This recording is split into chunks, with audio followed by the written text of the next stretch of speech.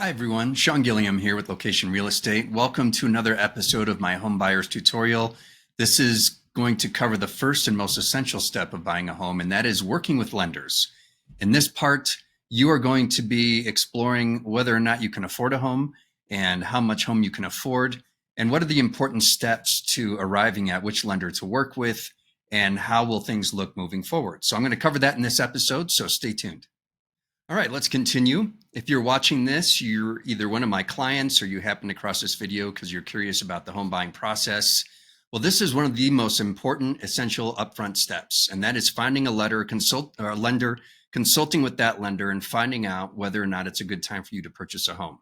You might find in this process or in this step that after talking with a lender, you realize that the monthly payment that you're likely going to have based on what's going on in the market and what you can get for your money here might be more than you're comfortable with. Maybe you need to take care of some things first, like pay off some debt, pay off a car, credit card debt, that kind of thing, and revisit it in a year. And at that time, it might be a better option for you. Otherwise, if you find out that it is a good option for you to purchase a home right now, this is an essential step in seeing how much home you're qualified for and what you're comfortable with in a monthly payment so that we know what price range to shop in for you when we compare all the other elements that you're interested, how many bedrooms, bathrooms, and all those fun things to consider. So it's a fun process, but like I said, finding a lender that you're comfortable with that has good opportunities for you as far as mortgage products and who can give you the best interest rate. This is the time, or this is the step that you're going to be investigating all these things. Now, it's also important for you to know, my personal opinion, working with a local lender is your best option. They usually have the best options for loans. They usually are very in tune with the area that we work in. And so therefore, they can give you the best advice on where to buy a home and those kinds of things. Now, with that, who do you work with as a lender? Well, I'm a helpful resource in that area. I have a short list of lenders that I've done transactions with. They're local lenders. They're good at what they do. They're good communicators, and they are excellent at making sure that you get to the closing table and that all the I's are dotted and T's crossed and all that. So I can give you that list. If you need to, just get in touch with me. You may also have a lender that you've worked with before, or maybe a friend or family member recommends. That's great too. It's got to be somebody that you trust and know that you can work well with, and you have confidence that they're going to represent your best interests in getting into that home that you want to buy. Now, I think with that also, I encourage people to shop around, talk to various lenders and see what kind of loan products they have, see what kind of interest rate they can give you, what benefits do they give you as a buyer, what are their closing costs, all those kinds of things, or I should say loan origination fees and whatnot. So it's good to shop around. It's good to get an education in the process as you're talking with these various lenders to see who's going to work best with you. And again, meet your needs and be in your corner so that you can get the home that you want to buy. Now that you've found a lender that you want to work with, what's the next step that you need to take? Well, they're going to guide you through that process. They'll have a bunch of questions for you. They'll have a loan application for you to fill out, and they'll help you gather all the information that you need to give them so that they can get you ready to purchase a home. They'll get you pre-approved. They'll let you know how much home you can afford. And that's an essential part, because when we start doing home shopping, we want to make sure that we're looking at homes that you can actually afford based on your income and all those other factors. And I would add to that find out how much home you can afford, find out what that monthly payment will be. And once you find that out, make sure you're comfortable with that. We want you to be, we don't want you to be house rich and cash poor. So it's essential that you evaluate that based on what your needs are and what your other monthly payments are. So if you can afford this much home and it's going to cost you this much per month, but that's uncomfortable, well, maybe back off that a few steps and we can lower that price range that you can look at for a home. Because again, we want to make sure that this is an affordable thing for you and that it doesn't interfere with other plans you have in your life or other payments you might have. So that's an important part. Find out how much home you can afford and find out how much home you can afford per month. So that way we get you the best fit and make sure you don't get yourself in a difficult situation or a stressful situation down the road. Now, with finding out how much home you can afford, I recommend getting pre-approved. There's pre-qualification and pre-approval. Pre-qualification is kind of a basic. They're going on the honor system that what you told them was the truth and verifiable, but they haven't underwritten it yet. They haven't proven how much income you have and assets and those kinds of things. Pre-approval, they actually take a look at all that information up front. And a lot of times lenders will even take you to underwriting so that the underwriter can take a look at everything and evaluate your circumstances, your debt, your income, and verify that you are a legitimate buyer, and they will get you to the closing table. You're pretty much pre-approved for that loan, barring any mishaps along the way.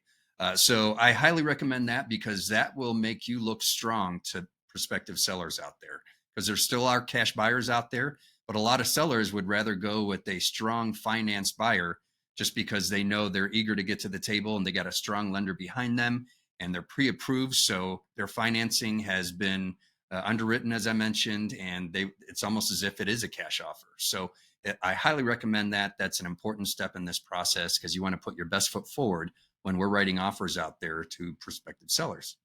The next step is to get me in touch with the lender that you chose to work with. Now, it might be somebody that I've referred to you, and so I already know them, or maybe it's a lender that I've already worked with before in the area. But either way, I need to get in touch with them and start that communication process, because communication is essential in reaching the closing table and having a successful transaction. And I'll have to ask them various questions. What timelines work with them, for instance, like appraisals. Can they do a 30-day close or shorter? Those are important things that I need to know as we're trying to write a competitive offer, because we're still dealing with multiple offer situations from time to time. Also, I want to know if they work on weekends. You'll find that if we're out looking at houses and it might be late Saturday, and we'll find out that all offers are due Sunday at 5 p.m. or even noon. In some cases, we need to have all our ducks in a row. And so I need to know how to communicate with the lender, what their availability is, so that we make sure we have everything in hand before we submit that offer, namely a pre-approval letter, what their timeline or what timelines work best with them, again, so we can write a competitive offer for you. Now, bear in mind that lenders don't share with me any personal information about your financial situation or anything like that. It's strictly related to the transaction and how we can best serve you as the home buyer. All right, so let's say we go under contract. What does that lender relationship look like? At this point, as you'll see in the contract, there's dates and deadlines that we have to meet in a timely fashion to make sure that everything's good to go as we move forward to the next steps in the transaction process. So I'll be working closely with the lender. I'll be talking with them. They'll have questions for me. I'll have questions for them. And we'll make sure that you meet all your deadlines related to the loan throughout the transaction process. The first of which is the loan application deadline. Now, you may have already done this prior to going under contract, but if you haven't, I'll typically put that out a couple of days after we go under contract officially. And that gives you a couple of days to get online or whatever the process is for the lender to fill out the application for the loan that you want. And then there's also the loan terms deadline and the loan availability deadline.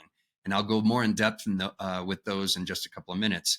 But I'll make sure that as we reach each of those deadlines, before we do, I'm checking with you, I'm checking with the lender, and making sure everything is good to go, so that by the time we get to the day of those deadlines, we don't have to think about anything. There's no stress, and you're happy. We can check that box and move forward on to the next part of the transaction. All right, now let's take a closer look at those loan deadlines.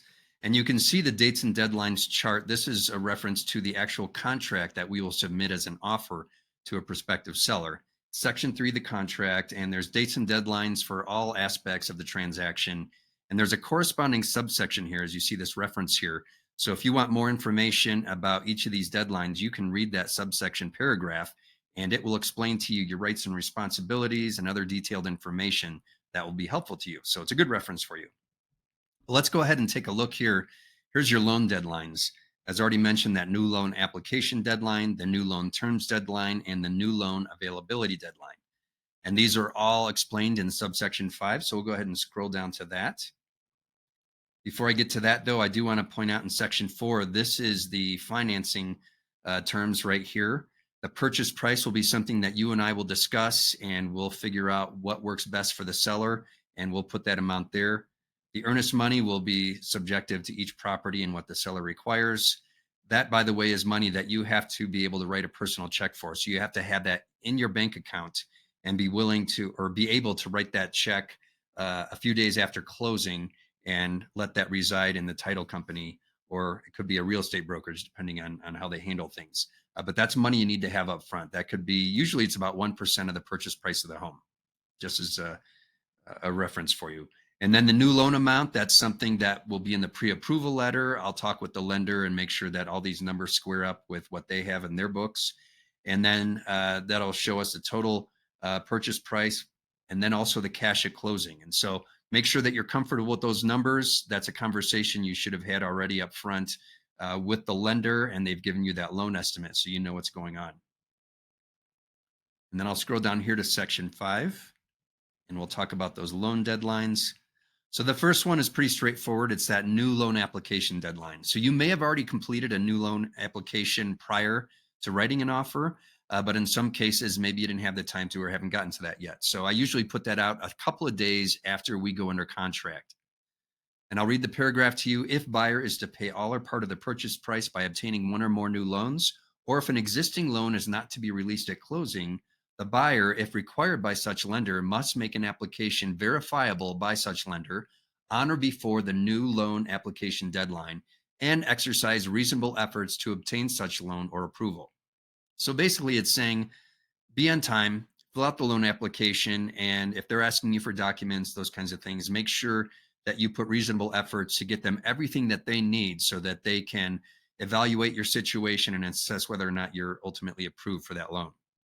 It's a matter of good faith, and it shows the seller, not that they usually check on this, but it shows the seller, should they ask for verification, that you are working hard with the lender to make sure that you're going to get that loan approval and get them all the documents that they need. The next deadline is the new loan terms deadline, and this is usually about 7 to 10 days after going under contract, so about a week and a half. And this paragraph, I'll read it to you. It says, if buyer is to pay all or part of the purchase price with a new loan, this contract is conditional upon buyer determining in buyer's sole subjective discretion whether the proposed new loan's payments, interest rate, conditions, and costs, or any other loan terms are satisfactory to buyer. This condition is for the sole benefit of the buyer, and the buyer has the right to terminate under subsection 24.1 on or before the new loan terms deadline if the new loan terms are not satisfactory to buyer in buyer's sole subjective discretion. So this is an important deadline because we want to find out and make sure that you're okay with those monthly payments, what your interest rate will be, and any other aspect of that loan that you're going to be purchasing or getting to purchase the home. We want to make sure that you're okay with it. And for my part, I'm going to be talking with you and making sure that you're okay with the terms that the lender has said to you. I'm going to be checking with the lender as well to make sure that you have all the information you need to make an educated decision. And so if you are satisfied with the terms of the loan, we can go by this deadline without any consequence. There's no paperwork to fill out or anything like that. We just let the day go by. And then also, if it's something where you're like, wow, I really, I'm in over my head. I've had some circumstances go on, or I just did not expect that I'd be paying this much per month for a loan. I need to terminate. That's fine too. And that's why I'm going to be working with you and the lender up front to make sure that we make that decision prior to letting this deadline go past so that we can terminate on time and get your earnest money back. So that's a new loan terms deadline. The next one in section 5.2.2 is a new loan availability deadline. And I'll read this paragraph to you. It says, if buyers to pay all or part of the purchase price with a new loan, this contract is conditional upon buyer satisfaction with the availability of the new loan based on the lender's review and underwriting of buyer's new loan application. Buyer has the right to terminate under subsection 24.1 on or before the new loan availability deadline if the new loan availability is not satisfactory to buyer. Buyer does not have a right to terminate based on the new loan availability if the termination is based on new loan terms, appraised value, lender property requirements, insurability, or the conditional upon sale of property, subsection 10.7 below. If seller is not in default and does not timely receive buyer's written notice to terminate, buyer's earnest money will be non-refundable, except as otherwise provided in this contract. Now, this is one of the last deadlines in the transaction. This is usually about a week prior to closing. And usually by now we've done all our due diligence and we know whether or not that loan's going to be available. But sometimes things happen, in the lender's review and the underwriting of the buyers of your loan application, they might say that this loan is no longer available to you. And so for my part, I'm going to be interacting with you again and with the lender to make sure that we are good to go before we go past this deadline. This is not one of those sole subjective discretion deadlines. So you just can't say, you know what, I don't really like the availability of the loan. It's whether it's available to you or not. Also, I want to point out here, as they point out in this paragraph, that we can't terminate and hide it under the new loan availability deadline. So we can't say, hey, you know, we really don't like these loan terms after all. We don't like the appraised value or the lender property requirements, et cetera, et cetera. And so we're going to sneak in a termination under the heading of the new loan availability. That is not acting in good faith. It's not being honest with the seller. And so we're just not going to do that. And that's why we're going to do our due diligence on every other deadline in the contract to make sure that if you do need to terminate for some reason, we're going to do it under that proper heading or that proper reason and do it in a timely fashion so you can get your earnest money back. So it's very essential that we're honest moving forward in these transactions. And again, by now, we'll probably know whether or not that loan is available to you or not. So usually we can just let this deadline go past. But again, I always check with the lender and check with you and make sure everything is good to go moving forward with this. So like I said, this new loan availability deadline is about a week prior to closing. At this time, I'm also going to be asking if we have clear to close. Usually by now they do, because you've been upfront and doing your due diligence and getting all your documents to the lender on time so that they can evaluate your final loan approval. And so we want to make sure that you have clear to close and that 3 days or prior to closing, you've signed the closing disclosure and we have all our ducks in a row so that we are good to go to get to the closing table. And with that, I'll throw in too, bringing funds to closing. Typically, funds are wired. And so I'll be working with you and the lender to make sure we have all the final numbers so that we know exactly how much you need to wire to the title company for closing. And so again, those are all deadlines that I work with you on, and I give you a heads up with plenty of time so that we make sure we get everything done on time and it's a smooth transaction. And the closing day is a fun day where you just sign documents, engage in small talk, and get those keys to your new home. So that is the end of this tutorial, the essential aspect of getting a lender, getting pre-approved, and keeping on top of those loan deadlines as we go under contract and make our way towards closing. If you have any questions, don't hesitate to get in touch. You can reach me here at 970-313-6706, or you can shoot me an email. You'll see my contact information at the end of this video, and I look forward to talking to you soon. Take care.